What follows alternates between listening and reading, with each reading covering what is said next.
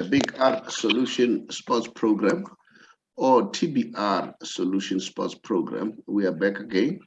It's a lunch hour, and then very soon I'll be watching now the game of Man United and Chelsea. But nevertheless, I'll be doing the show with you now. Sheikhs, welcome back this afternoon. Yeah, will you kindly just greet the viewers? Let's get started. Good afternoon to all the listeners, and thanks for having me, Professor. Mshege, there are a lot of news on the local front. We've seen AFCON, there's quite a lot happening. We hear that at Kaizer Chiefs, Nokovic, his future is uncertain. All right. Remember, at some point, and this is a rumor, people must take note of that. At some point, Chiefs was offered 15 million for Nokovic, and they declined it. But in essence, in true sense, Nokovic, I think he scored 14 goals in his first season. And then I think the last season he scored, how many? 7 or so? So that has dropped, you know, and then coupled with the fact that he's got a lot of injuries. He has been out for too long. We know that Ito at some point wanted him, but here now we hear that Kaizer Chiefs are thinking of offloading him. What's your take about that one?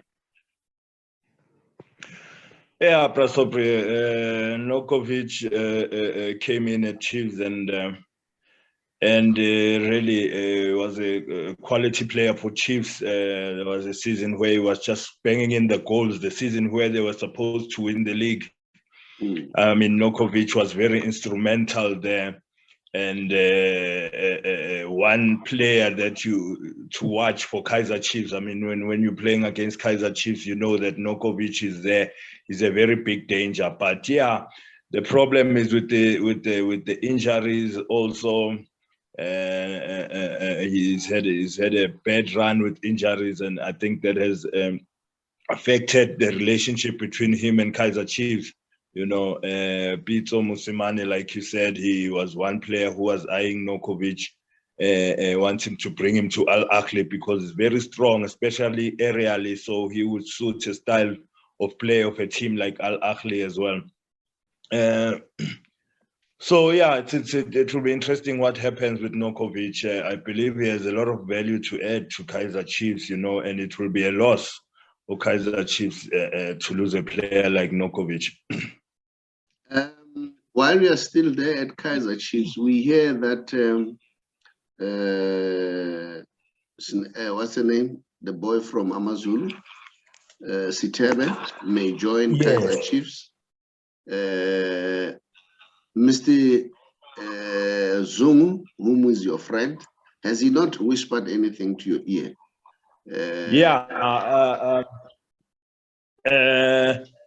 He came out and said that they wish Sitebe very well. Sitebe has made it clear that his wishes are to play for Kaizer Chiefs, and even though his contract has not expired yet, but he does not see Sitebe ever wearing an Amazulu jersey anymore. And good luck to Sitebe. So yeah, I guess Sitebe is a Kaizer Chiefs player now, and Sandile is not willing to let him play for Amazulu while his allegiance are with Kaizer Chiefs. Sheikhs, you were a former player. I heard what's the name? Brian Baloy at some point. He warned Kune. Remember, Kune wanted to join Mamelodi Sundowns.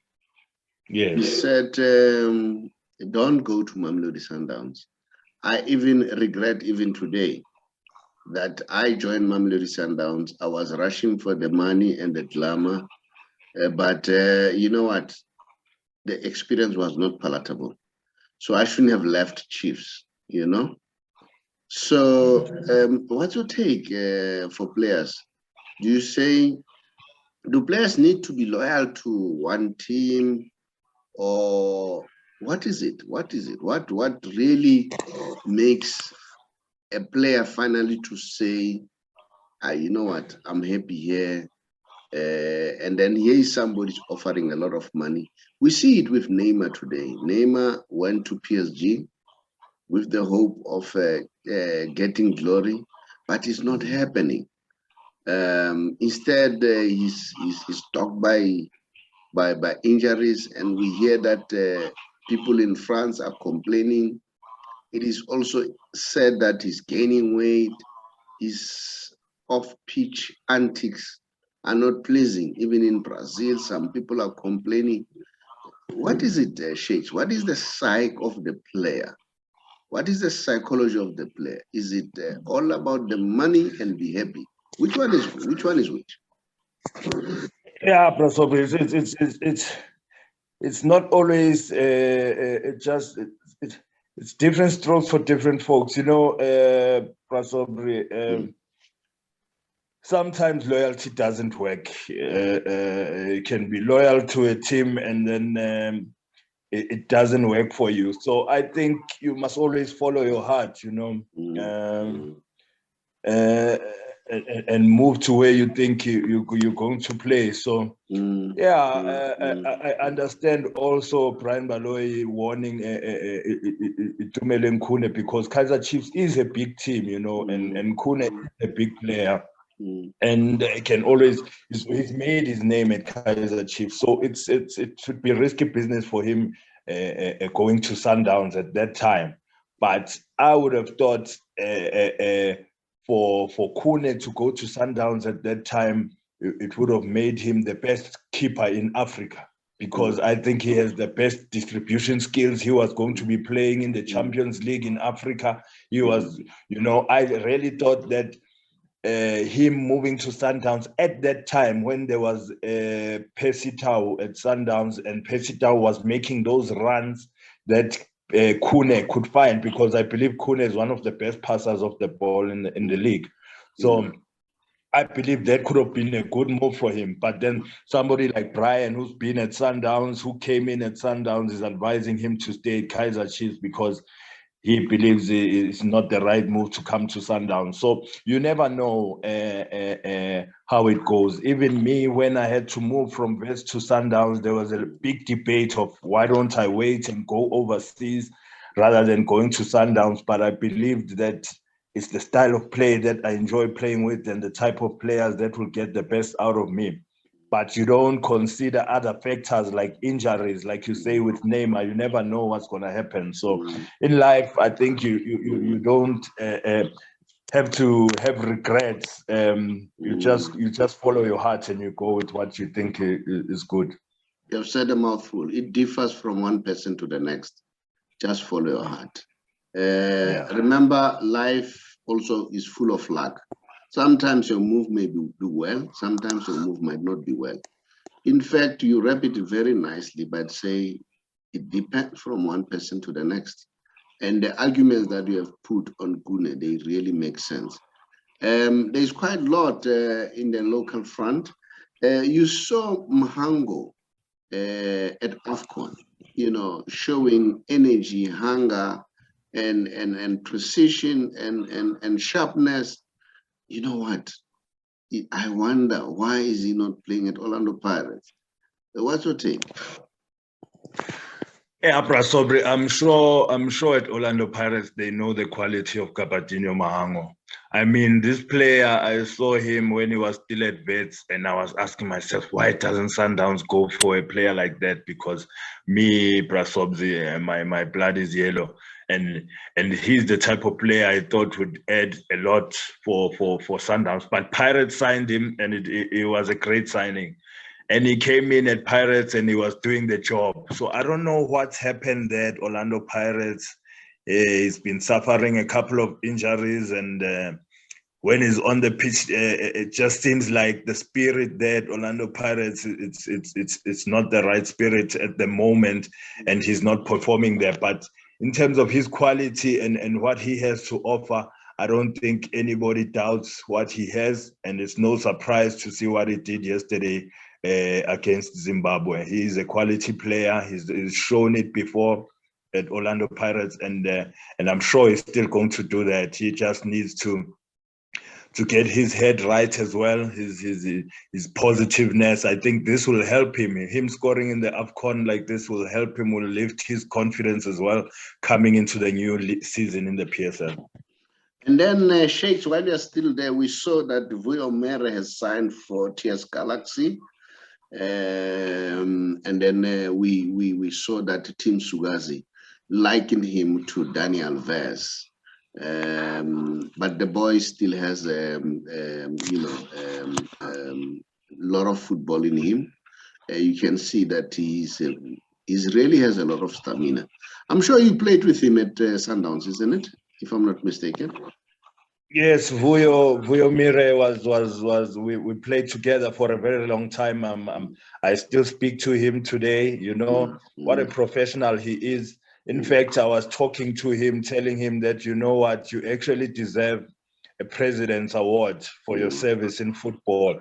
You know, he's played for such a long time. He played for Hellenic before he came to Sundowns. He's had such a long career in football, and you know, it's for a player of his age to still be playing and running the way he's running. It shows that he has a lot of discipline off the field as well. So that's what's keeping him going, you know, that discipline. And I wonder what went wrong at Swallows, but I'm sure at TS Galaxy, where he's going to add a lot of value on the field and also off the field, because that experience, you can't buy it. And he's got all of it. He's played in Africa. He's played everywhere in the country, you know. So I think TS Galaxy will use that experience on and off the field. And yeah, I just hope Vuyo can keep going and showing us that age is nothing but a number. But while you're still there, Shakes, do you think Swallows will come to regret? Because if I remember quite well, they had Matlaba, all right? And most of us were saying, hey, Matlaba is finished. Now Vuyo, we're also saying the same thing. And they had all these old players, but Swallows was playing. Swallows was doing well. But now they've destabilized it, because I see Matlaba is not featuring anymore. Now Vuyo is leaving. At least they still have Cheese Boy there. So what's your take? Hamaldin is still there. Do you think this will destabilize them? It has to do with the coaching staff, the technical staff, or what do you think? What could be the problem there? Just in short, in a minute's time. Yeah, you know, Prasad, those players we are talking about, Cheese Boy, Vuyo Mere, those guys are the ones that brought Swallows back from the dead. And brought them in the PSL. We saw those emotional pictures that are still in my head, with Cheese Boy and Vuyo crying on the field, you know, showing that they are really soldiers and they'll die for the team, and they've still got a lot to offer.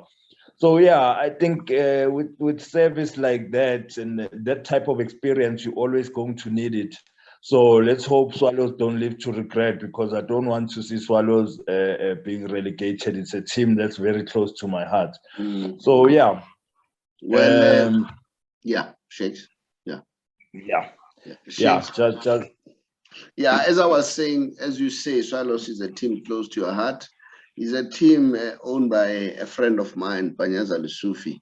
I wouldn't love to see them going down. I know Panyaza loves Swallows. You know, when we were young, and then, you know, I used to go to his place there, and then we'd talk. He would tell me about Swallows and Panyaza Masego. I thought he was playing, because by that time, everybody was supporting either Chiefs or Pirates. You know, I was still a Cosmos by then.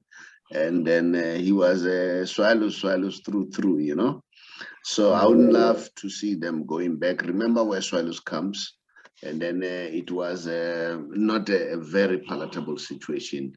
At some point, they were sold. You know what? The history is so bad. And we see that Specific Ndovu from Orlando Pirates, he's not happy. he wants to be loaned out. And then we hear rumor that what is this? The Ngobo, who used to play for Swallows, is people are thinking that he should be loaned back to Swallows because he's not playing at Kaiser Chiefs. What's your take about that? Yeah, with Ndlovu, I remember Sundowns were also looking for him, and a lot of people were saying that Sundowns is going to destroy the career of this youngster because there's so many players at Sundowns. But you see, it happens with every team, you know. You just never know what's going to happen, you know. He struggled to get game time at Orlando Pirates, and he was such a good prospect for the future when he was playing at Maritzburg. He was such a quality player, playing week in and week out. So some players, yes, when they are sitting on the bench and not playing, they become rusty and they're not able to show what they showed at their previous teams, and especially and Ndlovu has suffered that at Pirates, and it would be good for him really to go out and get game time and reestablish himself, because people have forgotten about him, the quality that he has, because he's sitting too much on the bench. So I think if he's not in the coach's plans, it's only fair that they give him a chance to even go out on a loan. It will also benefit Orlando Pirates if Ndlovu is playing regularly somewhere, so that he can get back to his best. Mauricio Pochettino has indicated that Neymar is still recovering. And then Leo, it looks like he's not going to play tomorrow. Remember, we know that Leo is recovering from the COVID infection. So, and then he's not going to play. That's the news that we hear from France.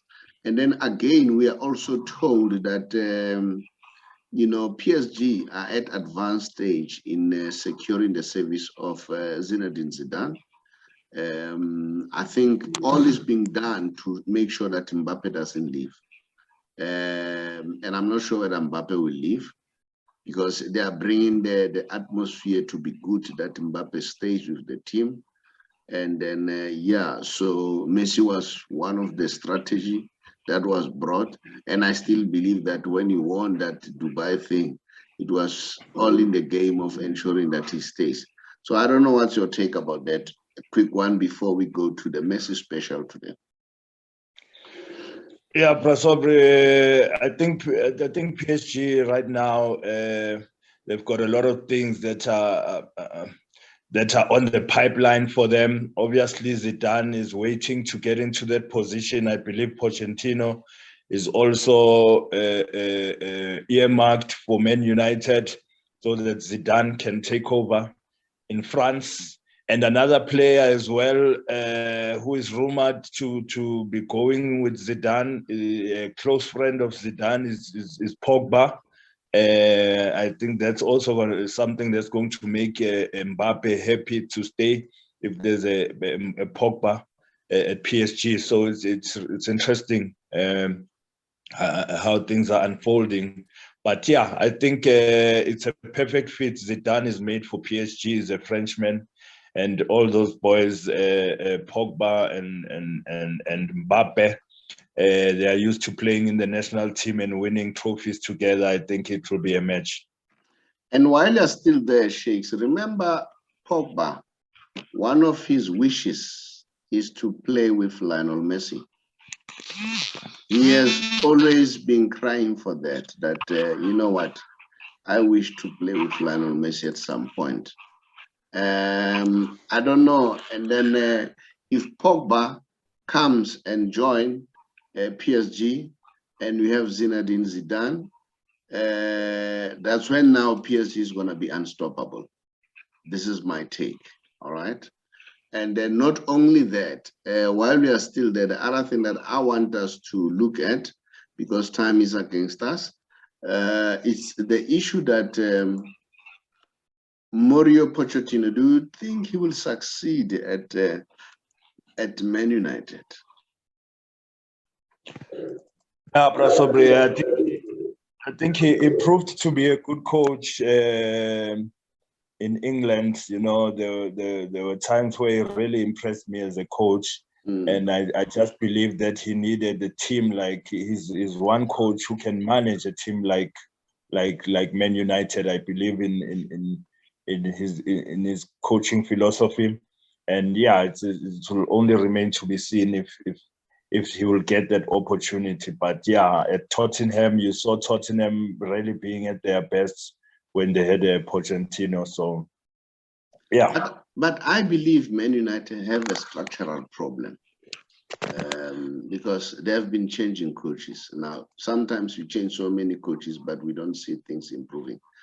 Mshege, I just want to share something quickly. I'm doing now the Messi Special so that we can part ways quickly. I don't know whether you'll be able to see this. Let's see. I don't know whether you can be able to see this. Yes, I can, Professor. You know, I hear people saying Messi, you know, look at his normal performance. You know, when you compare just in 2021, he is, you know, above the rest. You know, he played 57 games. All right, Lewandowski 44. All right, and then goals, Messi is at 43, Lewandowski at 51, and then Ronaldo 52, and then 39 goals, and then assist, Messi at 17, Lewandowski 8, Ronaldo at 5. Well, if you look at Mbappe, 10, 8, you know, goals 41, 46 games, and then gold plus assist, Messi at 60, and then Lewandowski at 59, which is very, very close, Ronaldo 44, and Mbappe 51. Just look at that, Benzema at 41, and then, you know, it shows how this guy is so good. And that's in 2021. Now the dribbles, 276, when Lewandowski at 41, Ronaldo 93, and then Mbappe 172. Only Mbappe come closer. The key pass is 150, that's Messi, and 49 Lewandowski, 60 Ronaldo, 72 Mbappe. And then big chances, 34 Messi, 13 Lewandowski, and then 10 Ronaldo. So these are numbers that I always argue and say Messi is the best. And then let me tell you what Kylian Mbappe said about Lionel Messi. He said, yes, of course, Ronaldo is my role model, but I never said he's the best. For me, Messi is the best in history. So remember, I always want to show that this man is the best. Let's see what happened here. Okay. All right. Let's see this one. Can you see this one? Are you aware that this this goal, the one that he scored against Liverpool, is nominated as the greatest free kick in history of Champions League? That's nomination. All right. So that's Lionel Messi. That's Lionel Messi for you. He wins all the time. Shakes, it was nice doing a show with you. And then I know you need to rush quickly to take the young man to the training. This is very, very important. As a father, you always have to be there. And then keep up the good work. And then pass my greetings to your wife and your mother-in-law. And then people will know that I know the family now. Yeah, Mshega, thank you very much. Thank you, thanks, Professor. We'll keep in touch. So there's no discussion on Messi, you know. I'll always give you the numbers. No, he's the best, Professor. Numbers don't lie. Messi is the best. Yeah. You know, when I was talking to Colin Lamine from MultiChoice, and I said, no, look at the numbers. Watch our show, and then we'll show you the numbers. That's all. The numbers don't lie. Thanks, Shakes. Yeah. Much appreciated. Thank you, Professor. Good.